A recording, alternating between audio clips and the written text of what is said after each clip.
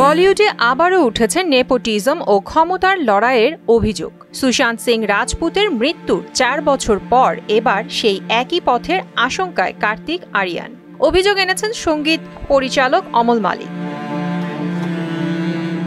এক সাক্ষাৎকারে অমল মালিক বলেন, বলিউডের কিছু প্রভাবশালী অভিনেতা ও প্রযোজক উঠে পড়ে লেগেছেন কার্তিক আরিয়ানকে ইন্ডাস্ট্রি থেকে সরিয়ে দিতে।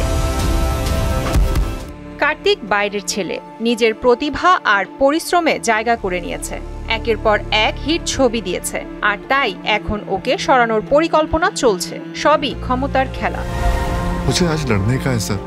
সুশান্ত সিং রাজপুতের প্রসঙ্গ টেনে অমল বলেন, ঠিক এমনই একটি অন্ধকার খেলায় পড়ে প্রাণ হারান সুশান্ত। এই ইন্ডাস্ট্রি এতটাই নির্মম যে একজন মানুষের জীবনও এখানে সুরক্ষিত নয়। সুশান্ত সেই চাপ নিতে পারেননি। কেউ বলেন আত্মহত্যা, কেউ বলেন হত্যা। যেটাই হোক, মানুষটা আর নেই।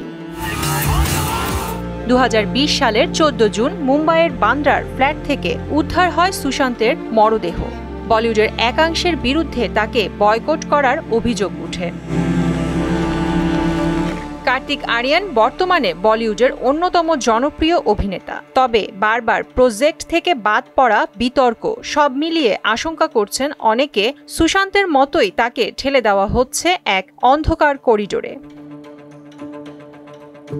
অমল মালিকের এই বক্তব্যে ফের সরব হয়েছে বলিউডের অভ্যন্তরীণ রাজনীতি। নেপোটিজম, ক্ষমতার লড়াই আর একে একে হারিয়ে যাওয়া প্রতিভাবানদের প্রশ্নে নতুন করে উত্তাল হতে পারে সিনে দুনিয়া। প্রিয়াঙ্কা নিতু, মোহনা ডিজিটাল।